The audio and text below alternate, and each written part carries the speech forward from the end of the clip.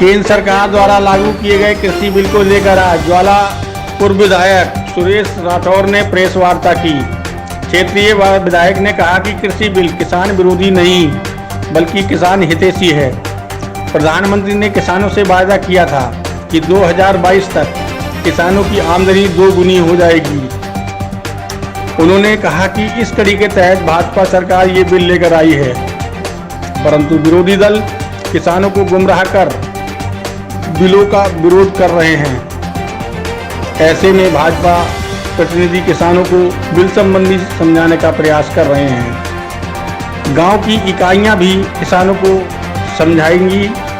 उन्होंने कहा कि विपक्षी दलों ने बिना पढ़े और समझे किसानों के हित में भ्रम फैलाना शुरू किया है, जबकि बिल किसान हित में है।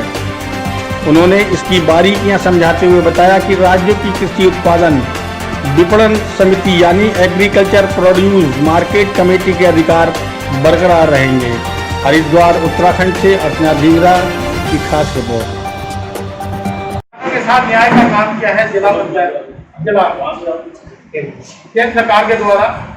माननीय प्रधानमंत्री जी ने एक किसान बिल लाकर हमारे किसानों के साथ में न्याय करने का काम। पहले स्वतंत्रता नहीं थी, आज किसानों को अपना मूल्य बाजार में अगर इस मंडी में उचित नहीं मिलता तो देश के किसी भी कोने में ले जाकर अपनी फसल को बेचने का अधिकार दिया। कुछ लोग राजनीतिक नौटंकी ड्रामेबाजी कर रहे हैं, उसका घोर निंदा करते हैं, विरोध करते हैं। भारत के यशस्वी प्रधानमंत्री जी ने 2022 तक किसानों की आय को दुगना करने की दृष्टि से समय समय पर उचित कदम उठाने का काम किया ताकि किसानों की आय को दोगुना किया जा सके। उसमें किसानों को समान रूप से जीने का अधिकार मिले। कांग्रेस की सरकारों के अंदर जो किसान आत्महत्या करते थे, आज किसान खुश है और खुशहाली की ओर बढ़ रहा है। 2022 तक का लक्ष्य हम निर्धारित जो किया है माननीय देश के प्रधानमंत्री जी ने। उत्तराखंड के अंदर जो सुदूर ग्रामीण क्षेत्र में है, छोटे छोटे कृषक है, माननीय त्रिवेंद्र सिंह रावत की सरकार ने विभिन्न योजनाओं के माध्यम से उनकी आय को दुगुना करने के लक्ष्य को सफलता प्राप्त करने के उद्देश्य से उनको क्रियान्वित किया। रोज आप देखते होंगे दिन प्रतिदिन अनेकों योजनाएं किसानों के हित में माननीय मुख्यमंत्री इस राज्य के अंदर देते हैं। भारत के अंदर माननीय प्रधानमंत्री जी उन्होंने अपने तरीके से इनकी किसान की आय को दुगना करने की दृष्टि से उनको स्वतंत्रता दी है। हम जानते हैं हमारी मंडी समिति के अंदर जो चावल का मूल्य था, जो धान का मूल्य था, वो उपयुक्त नहीं मिलता था। मैंने कर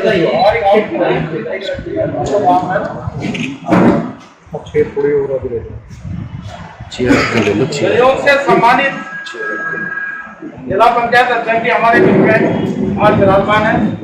सबसे पहले तो मैं उनका अभिनंदन करूंगा, स्वागत करूंगा कि आप इस जिले के प्रथम नागरिक के रूप में लंबे समय से हमारे साथ में एक दूसरे के साथ मिलकर के काम कर रहे हैं। ये सौभाग्य की बात है कि वो आज जिला पंचायत के अध्यक्ष की पद पर उनका अभिनंदन के साथ वो धान अनुसंधान केंद्र की हमारे कहने पर स्थापना की, क्योंकि ये पहले धान अनुसंधान केंद्र नगीना के अंदर पंतनगर के अंदर आता था। मैं बातें माननीय देश के प्रधानमंत्री जी ने जो और अन्य सुविधाएं हैं वो किसानों को देने के लिए 1 लाख करोड़ रुपए एग्रीकल्चर इंफ्रास्ट्रक्चर को मजबूत करने की दृष्टि से उन्होंने किसानों को दिया है। मैं इस मीडिया के माध्यम से, प्रेस के माध्यम से माननीय त्रिवेंद्र सिंह रावत जी का, माननीय अपने देश के यशस्वी प्रधानमंत्री नरेंद्र मोदी जी का बहुत आभार व्यक्त करता हूं, जो किसानों के हित में उन्होंने फैसले किए। हमारे बीच में जो जिला पंचायत के अध्यक्ष है वो भी एक किसान पुत्र के रूप में जाने जाते हैं, उन्होंने किसानी का काम किया। ये हमारे लिए सौभाग्य की बात। और हम सब लोग जुड़े, कहीं ना कहीं खेती से जुड़े। मैं खुद किसान का बेटा हूँ, तो सब लोग किसानी के बारे में जानते हैं। हमने भी अपने हाथों से धान लगा कर देखा है, गेहूं की बुआई करके देखी है, धान की कटाई करके देखी है, और तो अपने धानों को अपने हाथों से लगाकर खेत को नलाने कर एक को खोदने तक का काम करके देखा, इसलिए हमें बोलने जा रही है। हमने सरकार जो स्कूल खोलने जा रही है, बच्चों को इसकी जानकारी नहीं है, तो ऐसे में किस तरीके से सोशल डिस्टेंसिंग रखेंगे और किस तरीके से स्कूल में मास्क का प्रयोग करें। देखिए, क्या ये निर्णय सही है? देखिए, स्कूल तो विद्यालय है, जैसे जैसे माहौल हो रहा है वैसे वातावरण बना और फैसले जो लेते हैं माननीय मुख्यमंत्री बड़ा सोच समझकर सारी शासन प्रशासन की रिपोर्ट आने के बाद में, शिक्षा की तरफ से रिपोर्ट आने के बाद में फैसले लिए जाते हैं। तो उसके लिए हमने पहले से ही कहा, हमने बार बार कहा कि हम सैनिटाइज की व्यवस्था करेंगे, स्कूलों के अंदर सैनिटाइज मशीनें हम अपनी विधानसभा में निःशुल्क देंगे, उनकी केयर, उनकी दूर आपस में एक दूसरे से जरा मिलकर ना बैठे, दूर बैठे, और जो कोविड-19 नियमावली है उसके तहत उसका पूर्णतः पालन किया जाना चाहिए। उस पर हम सब लोग जोर दे रहे हैं और आपका भी अधिकांश जोर है कि वो मीडिया के माध्यम से वहां तक बात पहुंचे। सरकार जो फैसले करती है वो जनता के हित में करती है, किसानों की, बच्चों की पढ़ाई, ये सारी बातें जनता से जुड़े हैं, जनहित के काम है। तो जो फैसले हो रहे हैं वो जनता के हित में है। लेकिन अमूमन देखा है कि मस्तीबाजी के चक्कर में सोशल डिस्टेंसिंग को बिल्कुल भूल जाते हैं और ना ही मास्क का प्रयोग कर पाएंगे। ऐसे में 15 तारीख का निर्णय क्या सही है?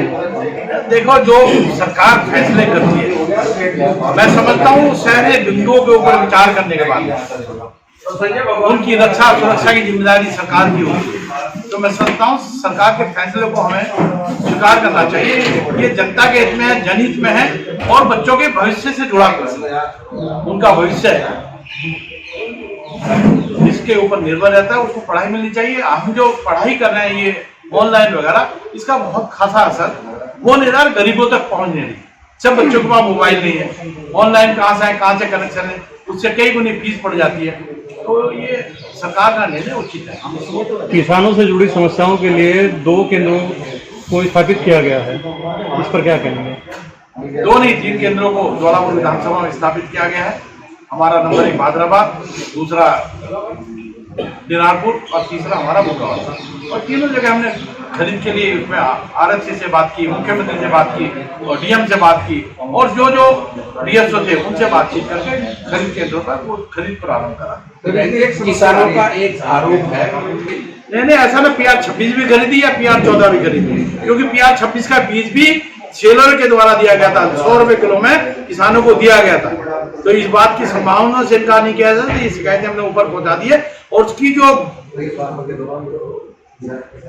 क्वालिटी है, क्वांटिटी है, वो भरपूर है।